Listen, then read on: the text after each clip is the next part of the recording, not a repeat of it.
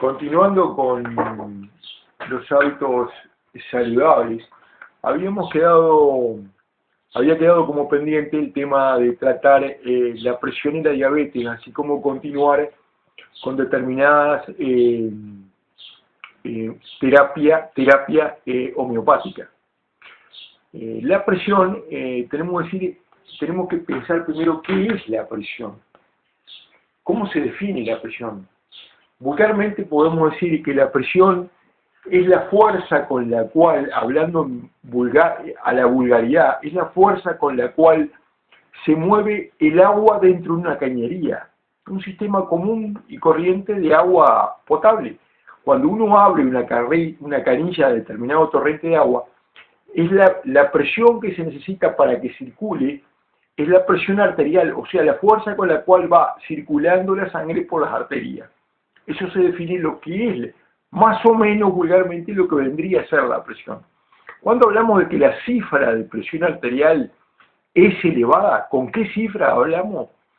Y hablamos aproximadamente 140, 75 sería una cifra de presión arterial normal. Por encima de esas cifras ya hablaríamos de hipertensión. ¿Por qué es importante el control de la presión? ¿Y cada cuánto? ¿Y cómo debe ser un control común de presión arterial? Un control común de presión arterial debe ser tomado en condiciones óptimas, o sea, de temperatura ambiente, tranquilidad del paciente, o sea, dejar descansar el paciente cuando ingrese a su consultorio, que no esté nervioso, que descanse 4 o 5 minutos antes de la toma de presión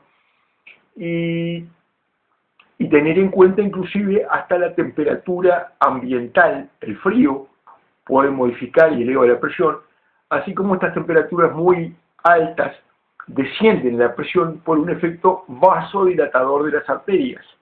Es por eso que viene a dicho ahora en este momento que es importante no disminuir la toma de medicamentos con el calor por la vasodilatación que produce, sino más bien ajustarla con su médico tratante, no dejarla medicamento. ¿Cuáles son los accidentes que se puede tener con la presión? Hablamos de lo inmediato y en lo alejado. Los accidentes por presión, estadísticamente en el mundo, los ACV, que son muy comunes, y se habla tanto del término ACV, que significa accidente cerebrovascular, se dan en una hora pico, entre las 11 y las 13 del mediodía. La mayor parte de los accidentes cerebrovasculares y arteriales suceden a esa hora. ¿Por qué? Por muchas cosas. Hay tendencias de filosofía china, hay tendencias americanas, tendencias, hipótesis de varias culturas, y se ha dado esa conjunción de que la frecuencia máxima de incidencia de los ACV es en esa hora aproximadamente. En lo inmediato, la presión afecta todo el árbol arterial, desde arterias del sistema nervioso central, arterias cardiovasculares, grandes arterias, aneurismas y órganos muy nobles como por ejemplo el riñón. En lo alejado, la causa más frecuente de insuficiencia renal crónica, o sea, lo que lleva al trasplante en poco tiempo o mediano, es la presión arterial, la hipertensión arterial no controlada, que se puede estar asociada o no con diabetes. Son dentro de las causas más importantes de insuficiencia renal crónica. ¿Qué otras asociaciones podemos tener con el tema de la presión? De otras enfermedades asociamos hipertensión, con obesidad, e inclusive a veces viene asociado la obesidad, hipertensión y diabetes. Son las 3 enfermedades que vienen íntimamente asociadas. Y la hipertensión con la aterosclerosis. ¿Qué es lo que va haciendo la presión en la arteria?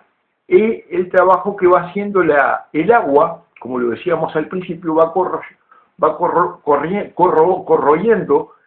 corroe la cañería del sistema arterial, le va produciendo una especie de sarro.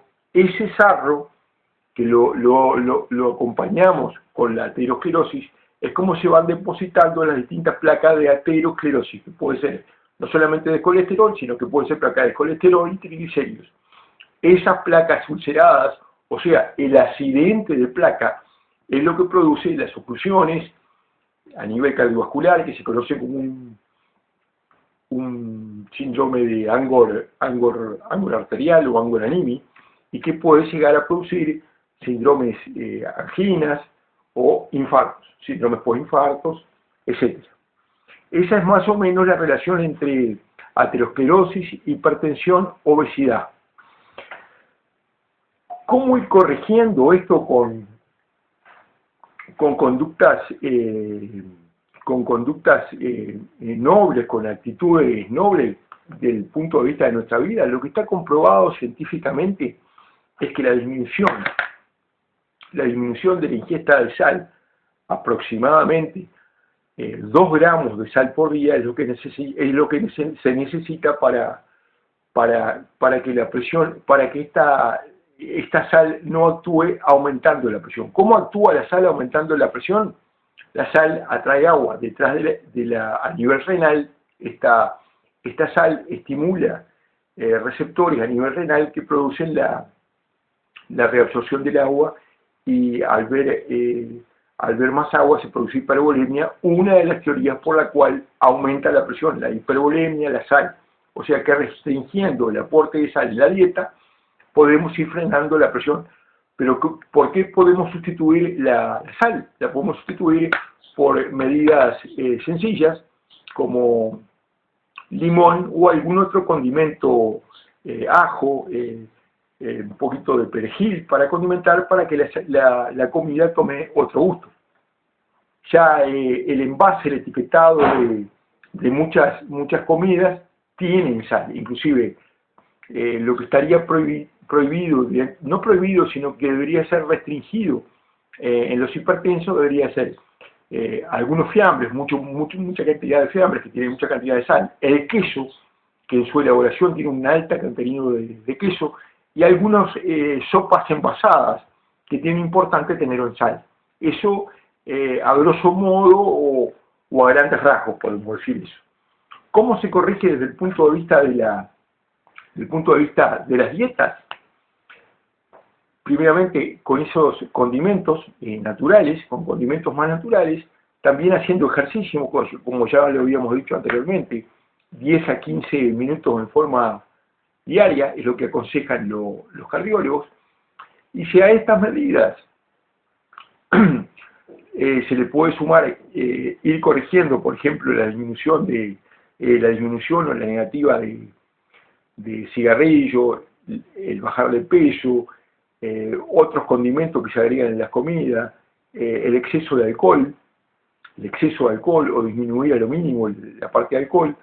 Y dentro de las medidas, las frutas también, lo habíamos mencionado, no sé si no recuerdo bien, pero creo que no lo habíamos mencionado, que un pomelo de mañana en ayunas, 1 o 2 pomelos, no tanto naranja, el pomelo puede ir regulando esas presiones que son medias como que son oscilantes, un día sí, un día no, en la cual este tipo de presiones se plantea como una especie de teoría de situación de estrés o presiones que son en paroxismo, que no vendrían bien a ser en paroxismo, pero que son presiones más bien oscilantes que varían un día sí y un día no. Por eso lo que aconsejamos es el control en forma día por medio, la gente que ya tiene diagnosticada la presión, y que no disminuya la dosis del medicamento sin que haya un control cardiológico previo. Con respecto a los medicamentos, podemos decir que los medicamentos más usados, a grandes rasgos, si viene la cantidad de medicamentos es importantísima, los más usados y los que más están comprobados estadísticamente son enalapril, Malgato o enalapril, y la dosis puede ir de 10 a 40 miligramos, y el otro es el atenolol. ¿Cuál es la ventaja de uno con respecto al otro? A grandes rasgos, el enalapril es un diurético e inhibe una enzima que reabsorbe y tiene relación con la sangre. El atenolol lo que hace es bloquear, disminuir la frecuencia cardíaca y por efectos colaterales mejorar la circulación coronaria y mejorar la reserva de coronarias, mejorar la reserva de circulación coronaria y disminuir la frecuencia cardíaca y bajar las cifras de presión arterial. Y bueno, si bien estos medicamentos tienen contraindicaciones, tanto uno como otro, los fármacos, podemos decir a grandes rasgos que el enalapril tira potasio, disminuye la cantidad de iones, el atenolol tiene algunas contraindicaciones, puede producir impotencia, puede producir dolores en las piernas. Todo medicamento tiene contraindicación, pero una vez que lo están tomando no es conveniente disminuirlos en forma brusca, sino que más bien paulatinamente, inclusive en el cambio de estación, cuando se produce mucha calor, que es conveniente disminuirlo. Con respecto a estos medicamentos, cómo interactúan con los otros, sobre todo con la parte homeopática, debemos decir que al menos yo lo que hago es, de mañana temprano, tomo digamos la parte homeopática y lo separo en tiempo y espacio, y de noche tomo la farmacología típica, convencional. O sea, les doy tiempo a que el organismo metabolice por un lado la parte homeopática, y de noche me quedan las horas de la noche para que el metabolismo actúe sobre la parte farmacológica típica, y de esa forma los voy alternando la parte de sustrato donde se metabolizan, donde se excretan y se eliminan. Fundamentalmente los medicamentos se excretan por vía urinaria, o sea que una importante ingesta de agua también es oportuno. Y no mezclar la parte homeopática con la parte farmacológica, porque a veces comparten sitios de acción y sitios en común, y puede ser desplazado uno por otro. Por eso aconsejo que lo separen un poco en tiempo, tanto esto como algunas comidas. Nos vemos en la próxima, y desde ya aconsejamos a los colegas que algún colega que en vez de criticarnos, que sume a esto que estamos haciendo, porque lo hacemos en forma gratuita. Sería importante que si sumaran esfuerzos, la ciudadanía se vería más reconfortada, porque ya seríamos varios los que estaríamos haciendo lo mismo.